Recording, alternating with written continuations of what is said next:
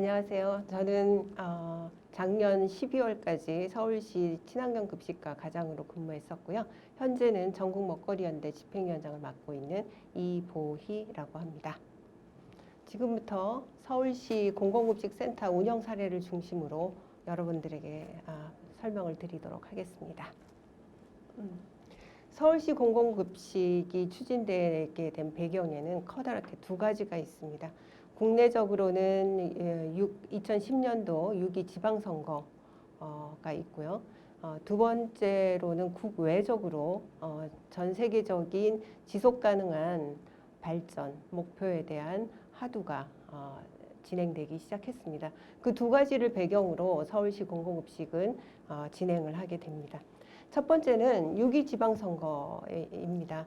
6.2 지방선거에서 6.2 지방선거 전과 후로 굉장히 대비돼서 나타나는데 6.2 지방선거 전에는 2001년도에 가천시, 그 다음에 2007년도에 거창, 실제로 다 그때 당시에 한나라당이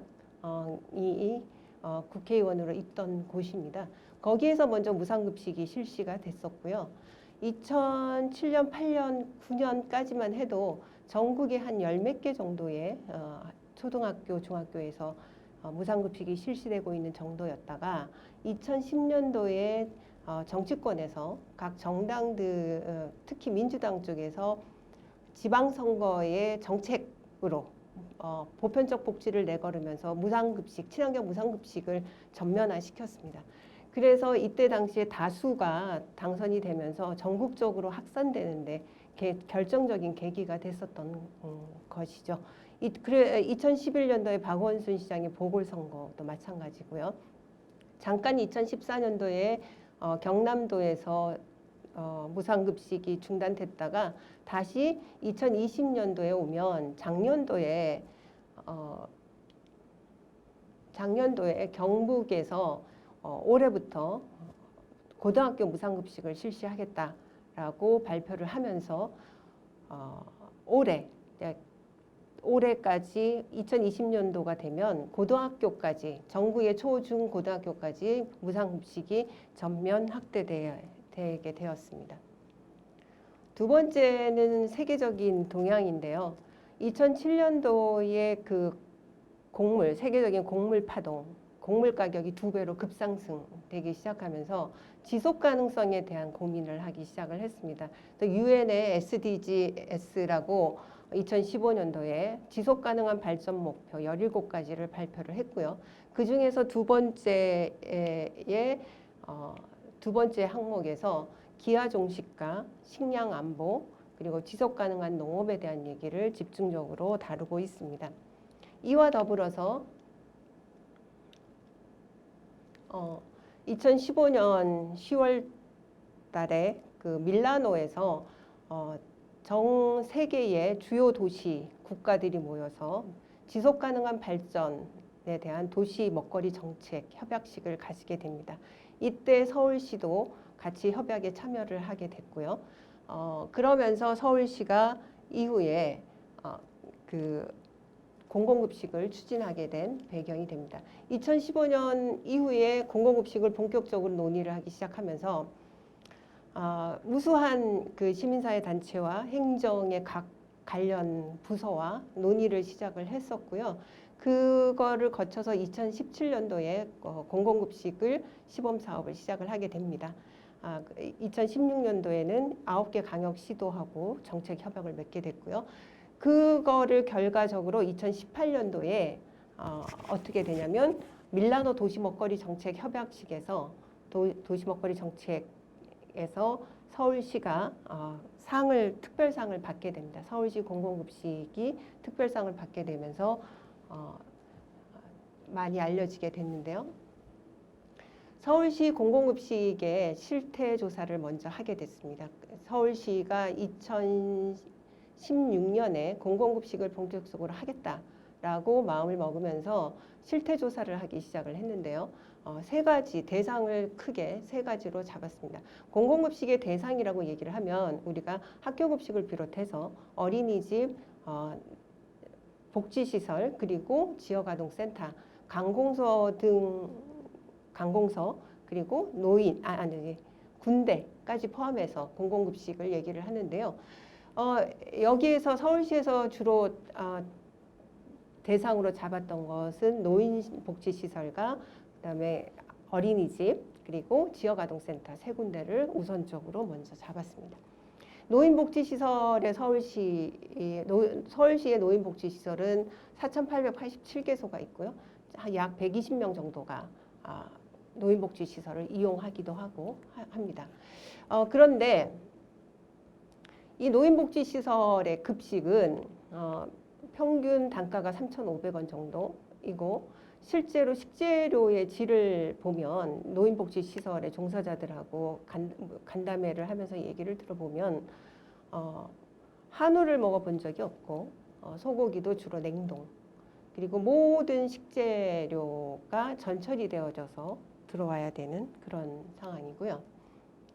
그다음에 보육시설을 보면 전체 서울시의 어린이들이 54만 6천 명 정도가 있는데 그 중에서 23만 8천 명 정도가 서울시 어린이집에 다니고 있습니다. 크게는 국공립, 민간, 가정, 직장 어린이집, 기타 어린이집들이 있는데요. 이 보육시설의 그 급식 식재료를 보면 이때 당시만 해도 올해는 조금 올랐는데 이때 당시만 해도 1745원이라는 1995년, 97년도의 보건복지부 지침에서 1745원 이상을 써라 라고 최저 단가를 만들어 놓은 것에서 한 번도 벗어나질 않았습니다. 그래서 그게 거의 십몇 년 동안 이어져 왔었는데요. 그러다가 보니 어린이집, 국공립 어린이집을 제외한 저희가 조사를 했을 때 전체 급식 평균 단가가 2,300원 정도 됩니다. 근데 그거는 주로 국공립 어린이집에서 많이 책정을 했기 때문에 단가가 올라간 거고요. 가정 어린이집이나 민간 어린이집으로 가면 1,745원을 넘어가지 않는 선에서 2,000원 정도 선에서 왔다 갔다 할 정도로 급식비를 사용하고 있었습니다. 그래서 지역아동센터는 더 말할 것도 없고요.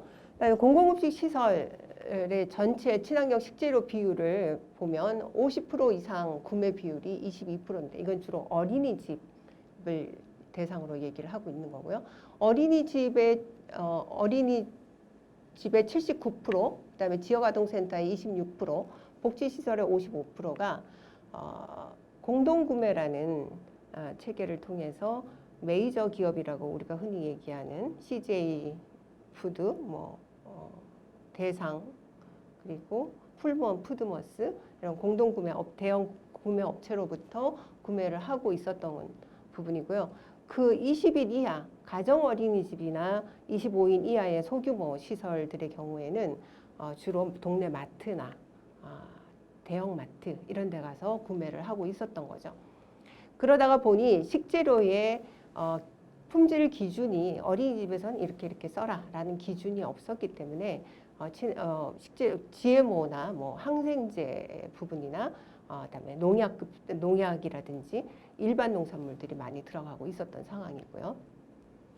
그 중에서 친환경 식재료의 경우에는 어린이집에 50% 이상을 구매하는 비율이 어린이집이 22% 정도밖에 되지 않는 상황이었습니다. 그다음에 농축산물 유통비용은 이거는 농식품부에서 발표한 자료인데 40%에서 45%가 사실은 유통비용으로 들어가고 있습니다. 근데 이거는 저희가 조사한 바에 의하면 이거보다 사실은 더 높습니다. 그런데 이런 세 가지 문제점, 유통비용이 가다하게 책정이 되면서 그 비용이 생산자나 어린이집으로 환원되지 않는다라는 측면, 그다음에 친환경 식재료 등의 건강한 식재료를 충분히 먹고 있지 않다라는 것, 이런 여러 가지 문제점들을 개선하기 위해서 저희가 공공급식을 시작하게 됐습니다. 그래서 2016년도 11월 달에 11월 말경에 9개 광역시도와 같이 업무 협약을 진행을 하게 됩니다. 여기 가운데에 이낙연 지금 민주당 대표님도 계시는데 그때 당시 전남도 지사였습니다. 시작을 했고 이제 본격적으로 공공급식을 그럼 어떻게 진행을 할 거냐라는 거를 2017년도에 시작을 하게 됩니다.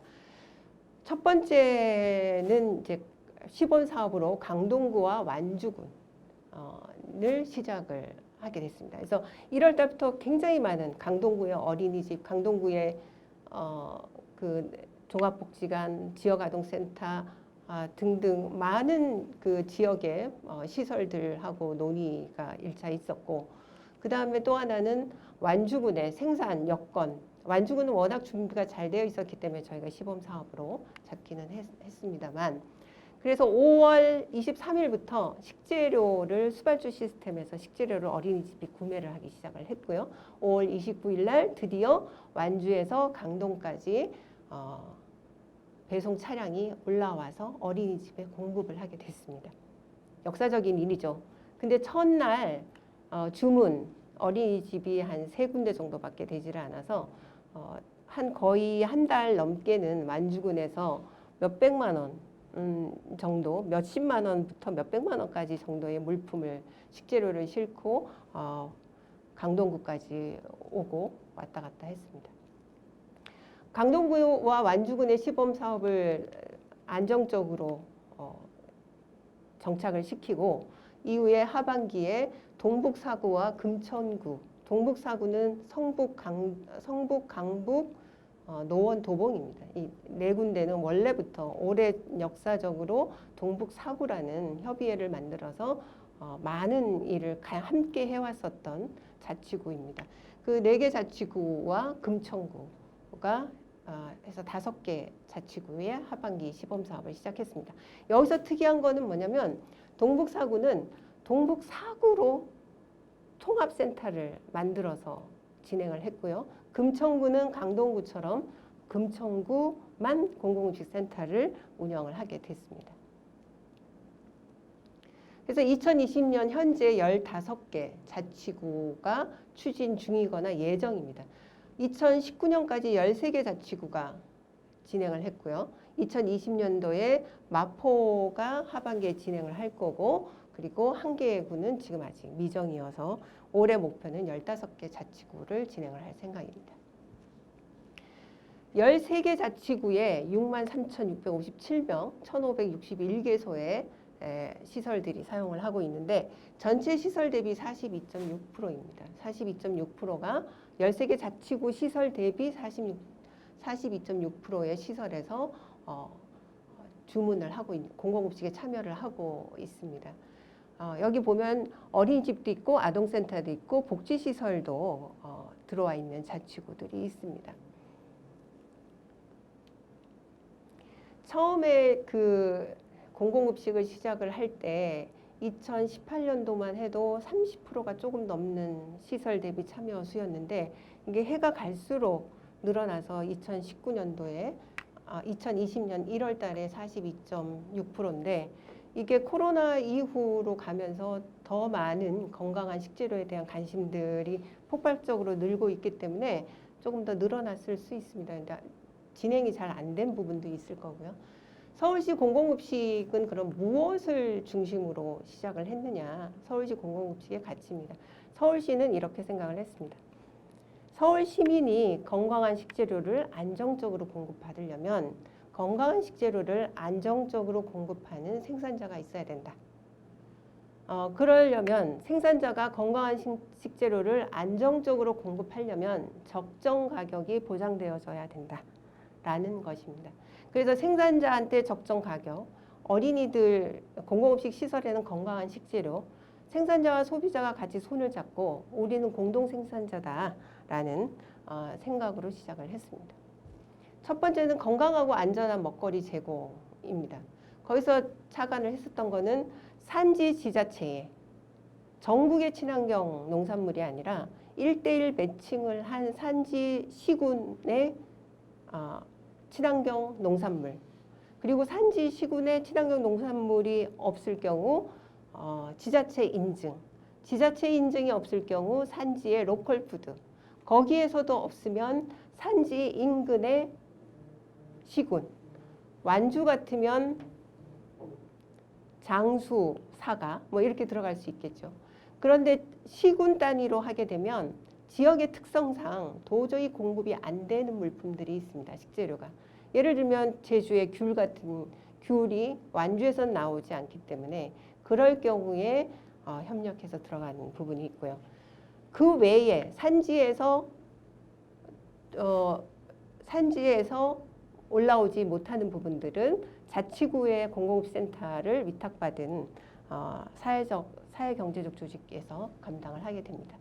그래서 저희가 목표치를 정했습니다. 2018년도, 19년도, 20년도 지자체 인증과 친환경 농산물을 동시에 하고 있는 곳과 그 다음에 지자체 인증이 없는 지역 같은 경우에 목표치를 이렇게 잡아봤습니다. 지자체 인증에서 중요한 거는 농산물의 경우에는 무제초제입니다. 무제초제이고 지자체 인증은 시군마다 굉장히 다양하기 때문에 조건들이 다 다르지만 서울시에서 지자체 인증에 반드시 들어가줬으면 좋겠다라고 얘기하는 건 무제초제와 넌지에모입니다. 가공식품에 있어서 넌지에모 두 가지를 얘기를 하고 있고요. 그다음에 건강하고 안전한 먹거리 공급에 있어서 두 번째는 산지 제철 생산 농수축산 가공식품을 우선 공급한다입니다. 기존에는 산지에서는 농산물만 올라왔었는데 학교급식 같은 경우에 서울시를 보면 농산물만 주로 올라옵니다. 그러나 공공급식의 경우에는 어린이집에서 필요로 하는 식재료의 전체 품목, 농산물의 160여 개 품목, 플러스 가공, 축산, 수산까지 합치면 한 360여 개의 품목이 되는데 그 품목 전체를 공공급식 센터를 통해서 공급한다라는 게 목표였었고 그 대부분의 식재료가 산지에서 올라올 수 있으면 다 올라오게 하는 것이 목표였습니다. 산지에서 물품이 있다라고 하면 그거는 자치구 공공급식센터에서 공급하지 않는 것을 원칙으로 해서 공급을 하기 시작했습니다. 그래서 아까 좀 전에 말씀드렸듯이 산지에 없는 것은 인근 기초 시군을 통해서 협력을 통해서 자치구 공공급식센터로 올라오면 됩니다. 자, 또 하나 건강하고 안전한 먹거리 공급에서 중요한 것은 생산, 유통, 소비 정과정에서의 안전성 검사입니다. 산지에서 1차 공급 전에 생산 단계에서부터의 물, 토양, 그리고 식재료에 대한 안전성 검사와 공급 전에 안전성 검사, 그리고 서울에 도착을 하면 자치구 공공급식센터에서 샘플링으로 안전성 검사, 그리고 소비자들이 직접 현장에 가서 같이 보는 1단계, 2단계, 3단계, 소비 단계까지의 안전성 검사를 진행을 하고 있습니다. 세 가지에 이어서 서울시 공공급식의 제일 중요한 부분 중에 또 하나는 공공성 강화입니다. 생산자와 공공급식 시설이 직거래를 하려면 여기에는 공공 비용이 들어가야 됩니다. 그렇지 않으면 이게 불가능하게 되어 있는데요. 예를 들면 우리가 생산 농가에서 산지 기초 지자체의 공공급식 센터로 공급을 하고 산지 공공급식 센터에서 자치구 공공급식 센터로 공급을 하고 자치구 공공급식 센터에서 시설로 공급하는 이 과정에는 필연적으로 들어가는 비용들이 있습니다. 산지 공공급식 센터 운영 비용이 있을 거고요. 물류 유통 비용이 있을 거고 있겠죠. 그리고 기타 인건비 플러스 기타 등등 교육 홍보 비용 등이 들어가죠. 이런 비용들을 공공이 부담을 해주면, 공공이 지원을 해주면 이 비용들이 전부 생산 농가와 어린이집 시설들, 공공급식 시설로 돌아갈 수 있다라고 판단을 했습니다. 그래서 생산 농가에서 산지 공공급식센터 그리고 자치구 공공급식센터까지는 공공급식에 참여하고 있는 산지의 공공급식센터가 지원을 하고요. 그러니까 산지 시군이 지원을 하고요. 자치구 공공급식센터에서 공공급식 시설까지 가는 모든 비용, 공공급식센터 운영 비용, 차액지원금, 건강한 식재료를 이용하기 위한 차액지원금, 기타 등등 차량까지, 시설 임대료까지, 공공급식센터 임대료까지 전부 80% 정도를, 총액의 80% 정도를 서울시가 부담을 하고 있습니다. 나머지 20%를 자치구가 부담을 하고 있고요. 이렇게 공적 자금을 투자를 함으로 해서 중간의 비용이 전부 생산자와 소비자한테 돌아갈 수 있도록 했습니다. 또 하나는 1대1 매칭입니다. 저희가 이제 두 가지 실험을 한 건데요. 그 강동구 완주처럼 1대1로 진행을 한 곳이 있고 그다음에 동북사구처럼 동북사구도 강북, 담양 이렇게 1대1 매칭은 되어 있습니다. 1대1 매칭은 되어 있으나 각 산지에서 나오지 않는 물품을 동북사구의 산지 네 군데, 원주, 담양 이 네 군데에서 공급을 할 수 있도록 식재 수발주 프로그램을 열어놓은 거죠. 그래서 예를 들면 담양에 없는 물품, 담양에 지금 현재 감자가 안 나와. 근데 원주에는 나와. 그러면 원주의 감자를 공급할 수 있도록 이렇게 물류 수발주 시스템을 열어놨습니다. 없는 물품만 공급할 수 있도록. 그렇게 해서 진행을 했지만 기본적으로는 동북사구조차도 1대1 매칭입니다.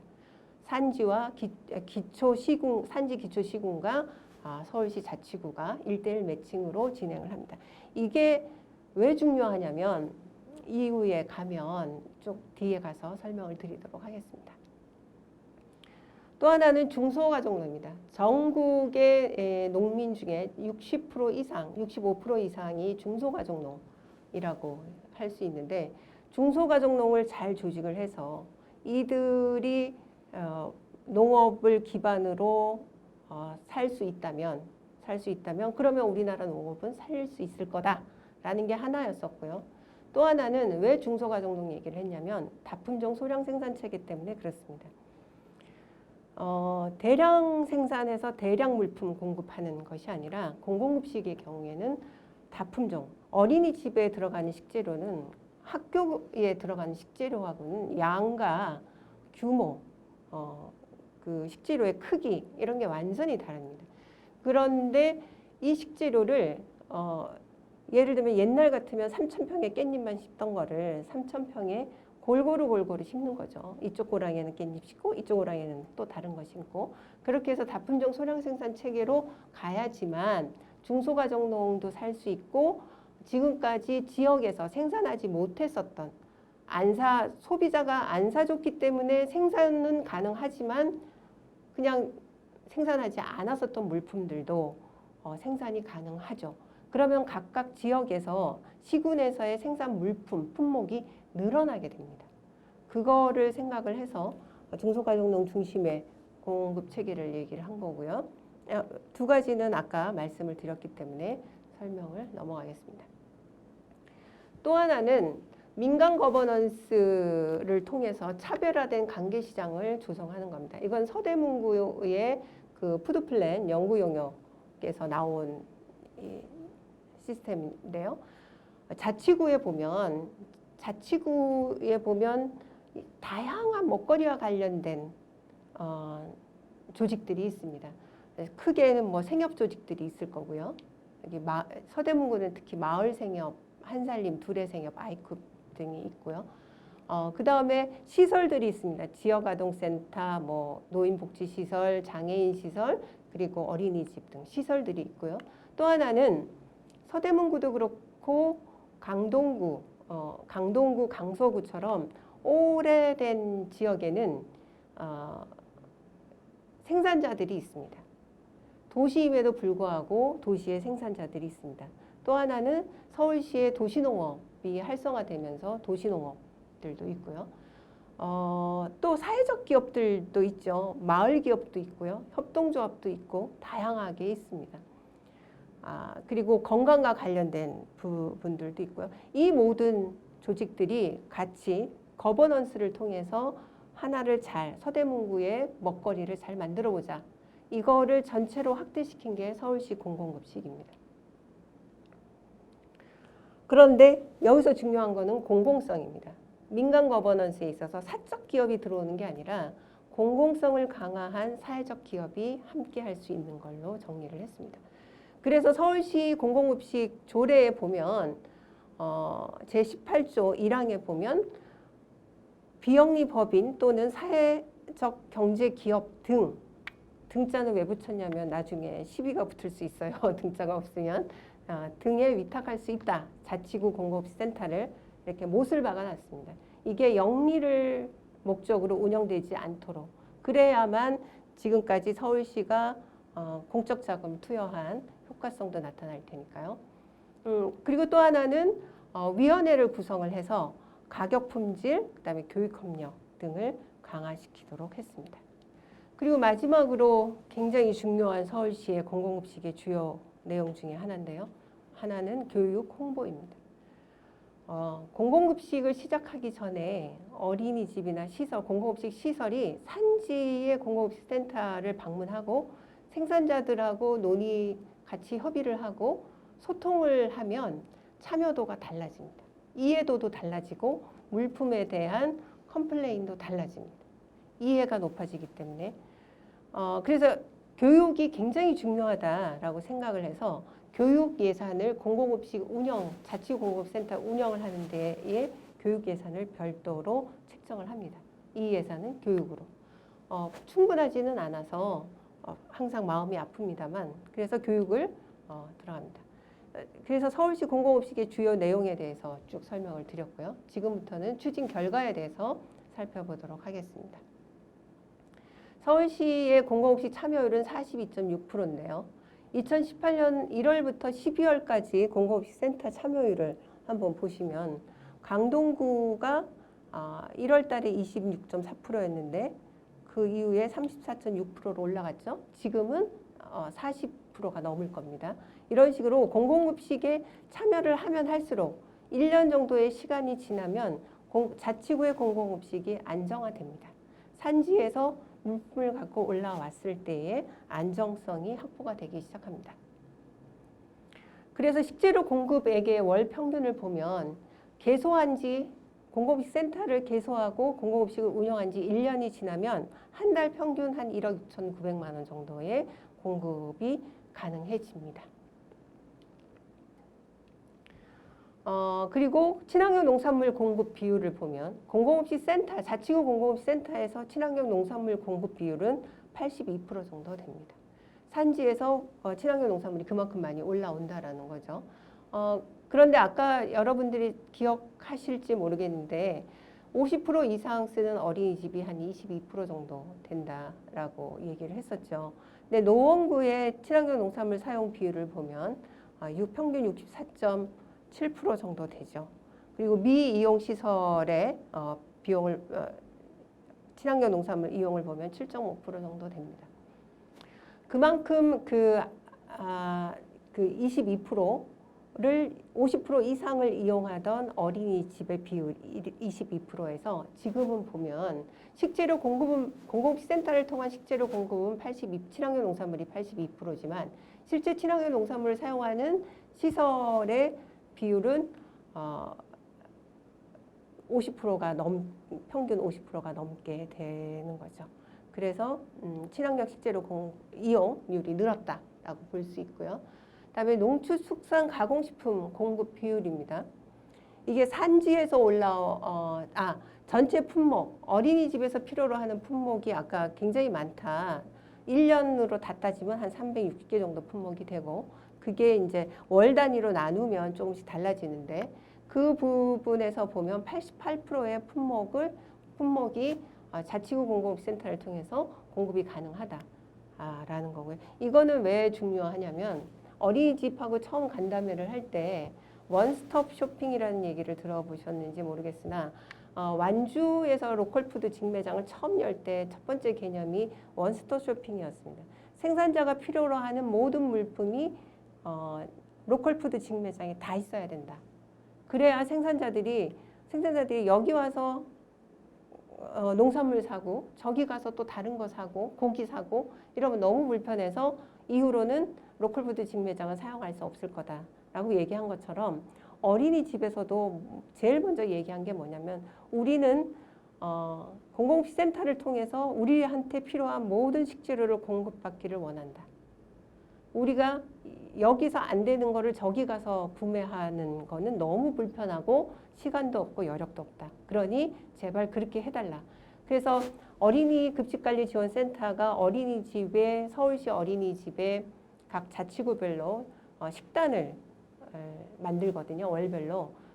그 식단을 저희가 어린이급식관리지원센터하고 사전에 입수를 해서 산지에서 나오는 제철 음식을 반영을 해달라는 것과 그리고 그 식단을 전체를 분석을 하면 산지에다가 분석을 해서 산지에다가 넘겨주죠.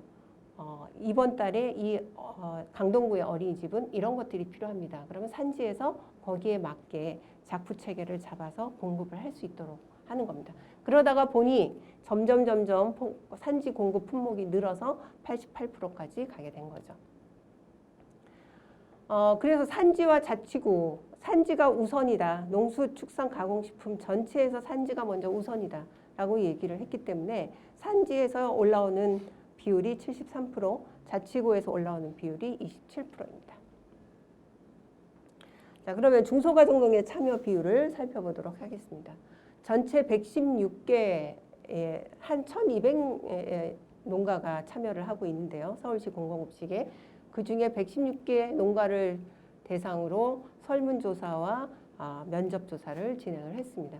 거기서 나온 비율이 53.4%가 1헥타르 미만의 중소가정농이다. 그리고 본인 스스로도 느끼는 게 중소가정농이다. 지금 왜 이렇게 얘기를 하냐면 중소가정농에 대한 법적 기준이 없어요. 중소가정농에 대한 기준이 농진청 다르고 좀 다 다릅니다. 그래서 중소가정농, 근데 평균적으로 우리가 중소가정농 그러면 1헥타르 미만, 3,000평 미만 이렇게 얘기를 하지만 실제 비닐하우스 치고 친환경 하기 시작해서 3,000평이다 그러면 이건 또 굉장한 부자가 될 수도 있거든요. 그래서 이걸로는 기준을 삼을 수는 없지만 지금 현재 가장 최선을 해서 삼는다면 중소가정농의 비율이 이 정도 된다라는 거고요.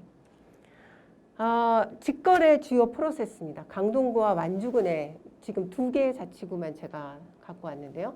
강동구는 생산자가 직접 완주군 공공음식센터에 완주군은 생산자가 직접 완주군 공공음식센터에 물품을 공급을 합니다. 트랙터를 타고 오든 자가용을 끌고 오든 뭐를 끌고 오든 어찌됐든 가지고 오고 아니면 완주군의 공공음식 차량이 생산자들을 집집마다 돌면서 식재료를 수거해 옵니다. 그래서 중간 생산 조직이 없습니다. 중간 지원 조직이 없습니다. 생산자 완주군 공급센터 바로 직거래입니다. 완주군 공급센터에서 강동구 공급센터 그리고 이용시설까지도 직거래입니다. 생산자가 전날 완주군 공공음식센터에 물품, 식재료를 가져다 주면 완주군 공공음식센터에서 그날 밤에 12시 전까지 서울에 도착을 하게 됩니다. 그러면 강동구 공공음식센터에서 피킹 등을 통해서 새벽 5시부터 어린이집에 공급을 하게 되는 거죠. 여기에서 그러다 보니 완주군의 경우에는 생산자 수취율이 95%입니다. 중간에 없어요. 그 나머지 5%도 뭐냐면 물품이 잘못됐다고 반품할 때 들어가는 클레임 비용입니다. 클레임이 발생했을 때 완주군 공공음식센터에서 대신 해줘야 되기 때문에 그거에 대한 비용 5% 말고는 생산자 수취율이 95%입니다.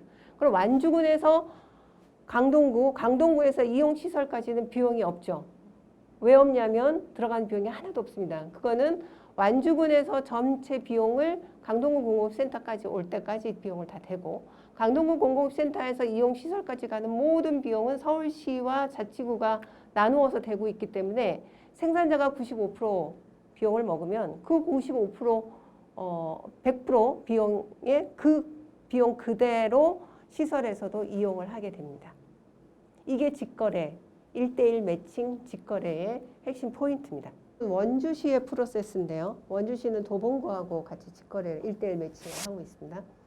원주시는 2가지로 이용을 합니다. 생산자로부터 바로 원주시 공공음식센터가 받는 품목이 있고 생산자가 중간 생산자 조직, 원주생명농업이라든지 카톨릭 농민의 친환경 연합회를 통해서 받는 중간 생산자 조직을 통해서 받는 식재료 이 2종류로 나눕니다. 그러다가 보니 수취율이 완주군하고 조금 다르겠죠. 네, 그래 2가지가 있습니다. 그래서 생산자 수치가 비율을 저희가 살펴보면 지금 여기는 각 생산지의 이름은 제가 다 가렸습니다. 생산자로부터 바로 받으면 95%를 받을 수 있고요. 생산자 수치가가 95%고 중간 생산자 조직을 통해서 가게 되면 수취율이 조금 더 떨어지죠. 그래서 보면 공공음식센터를 통해서 가는 수취율, 생산자한테 돌아가는 수취율은 69.8%에서 95% 정도 됩니다. 그런데 우리가 기존 유통 방식을 분석을 해서 연구 용역 의뢰를 해서 분석을 해본 결과 기존 유통 방식의 생산자, 물론 전 품목을 다 하지는 못했습니다. 주로 사용하는 품목을 중심으로 분석을 해보면 생산자 수치가가 32.6%에서 61.5%입니다. 이거는 공공급식의 직거래 방식과 중간에 그 기존 유통 방식의 5단계에서 7단계에 거쳐서 가는 단계가 높을수록 비용이 생산자한테 돌아가는 비용이 얼마만큼 차이가 있는가를 보여주는 결과입니다. 또 하나는 식재료 가격을 비교를 해봤는데요. 전체 26개 품목을 저희가 비교를 했는데 여기는 지금 15개 품목만 나와 있습니다.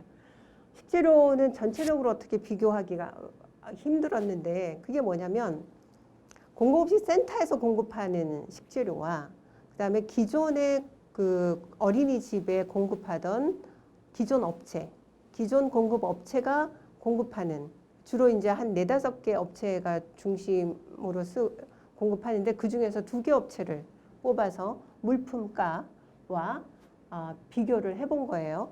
그런데 비교가 왜 어렵냐면 그 공공음식센터에서는 제철 농산물이 아니면 아예 그때 당시에 3월부터 6월까지 안 나오는 공급 안 하는 물품이 있고 또 하나는 공공음식센터에서는 일반 농산물 공급 안 하는 품목들도 있고 그런데 그 기존의 공급 업체는 친환경 농산물을 공급 안 하는 물품이 되게 많습니다. 오히려 소매가하고 비교하는 게 더 빠를 정도로 소매가는 그래도 친환경과 일반이 있으니까 그래서 이제 비교를 쭉 하다가 보니 조금 어려운 측면이 있었습니다. 그런데 자세히 보시면 가격에 굉장히 차이가 있죠. 공공센터에서 공급하는 가격 식재료 비용이 훨씬 더 저렴하게 들어가고 있습니다. 여기서 보시다시피 방울토마토를 제외한 방울토마토 뭐 3% 정도를 제외한 나머지는 전부 다 쌉니다. 저렴하게 공급하는데 심지어는 연구 결과 어떤 것까지 나왔냐면 공급센터에서 친환경 농산물을 공급하는 게 기존의 공급업체에서 일반 농산물 공급하는 가격보다 싸게 공급하는 경우도 있습니다. 그래서 가격이 직거래 방식에 있어서의 효율성을 적나라하게 보여줬다고 생각이 들고요. 그래서 공공음식 참여에 대한 그러면 지금까지의 만족도를 저희가 한번 조사를 해봤습니다. 7개 자치구를 대상으로 2018년도까지 자치구를 대상으로 진행을 했는데요. 공공급식 어린이집 종사자의 만족도는 77.4%입니다. 매우 만족에서 만족을 다 합치니까 77.4%. 그런데 자, 넘겨보겠습니다. 학부모 만족도. 그래서 우리가 학부모를 대상으로 굉장히 홍보를 많이 해야 되겠다라는 생각을 했었는데 학부모 만족도는 96.3%입니다. 그런데 또 자세히 보면 식재료 만족도는 80%가 넘습니다. 식재료 만족도에서 제일 불만으로 얘기하는 건 규격의 다양성입니다. 기존의 대형 업체들의 경우에는 어린이집에서 예를 들면 가정 어린이집에 20명 미만, 10대명의 어린이집에 고기, 소고기 묵국을 끓이기 위한 고기를 어느 정도 쓰냐면 한 200g 가지고도 소고기 묵국을 끓여요, 아이들. 그러면 그게 굉장히 어린이의 입에 맞게 잘게 썰어줘야 되는데 공공음식센터에서의 전처리 능력이 그렇게까지 높지는 않은 거예요.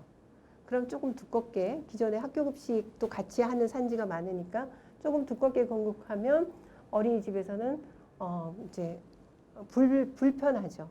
이런 것들을 무수히 많은 산지와 생산자와 어린이집 시설 종사자들끼리 만나게 되면 만나서 얘기하고 하다가 보면 다 이해를 하십니다.